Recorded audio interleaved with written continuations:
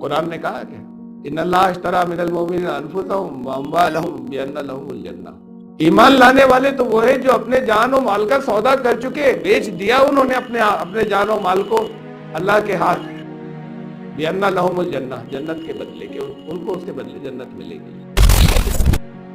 لیکن یہ دو طرفہ سودا ہے، اور اس دو طرفہ سودے کو بیعت کہتے ہیں۔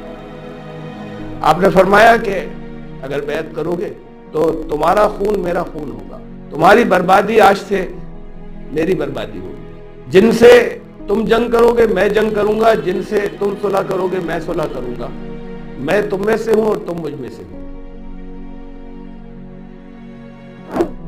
بیعت کی جو شرطیں رسول اللہ صلی اللہ علیہ وسلم نے بتائیں، نمبر 1، سستی ہو یا چستی، ہر حال میں سمعنا و اطعنا کا تمہارا رول ہوگا، ہم نے سنا اور ہم نے اطاعت کی۔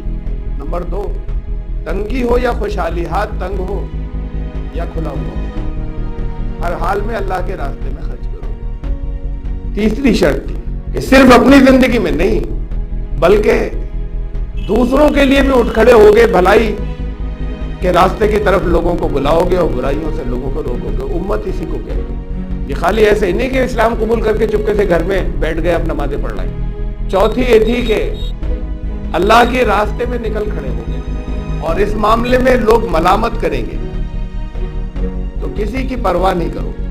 پانچویں شرط یہ تھی اپنی حفاظت جن چیزوں کے ذریعے کرتے ہو جان و مال کی، ان سب چیزوں کا، ان سب مینز اور ذریعوں کا استعمال کرو کہ میری حفاظت کرنے کے لیے بھی۔ ذات کی حفاظت کی تو ضرورت بچی نہیں، ان کی حفاظت کیا ہے؟ ان کے دین کی حفاظت، ان کی حفاظت ہے، رسول کی حفاظت۔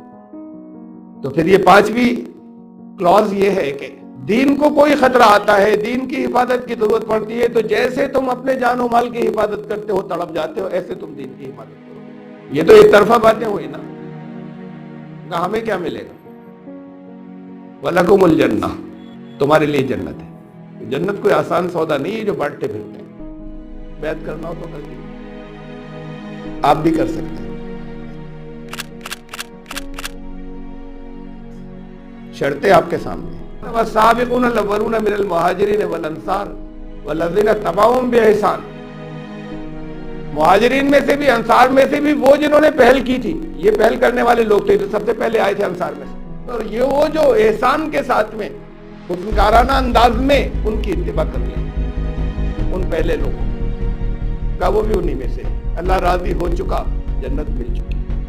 ہر دور میں ہمیشہ یوتھ اور نوجوانوں نے آگے بڑھ کر نبیوں کی دعوت کو قبول زیادہ کیا۔ سوچنے کا وقت چاہیے، لیکن جو رکا سوچنے کے لیے وہ نہیں کرتا۔ اب معلوم ہو گیا، کر لیجئے جسے کرنا ہو، اور جنت ابھی لکھ گئی، اور اللہ کے رسول صلی اللہ علیہ وسلم کی طرف سے یہ بات فائنل ہو گئی کہ اب آپ ان کے ہیں، میں بھی تمہارا ہوں۔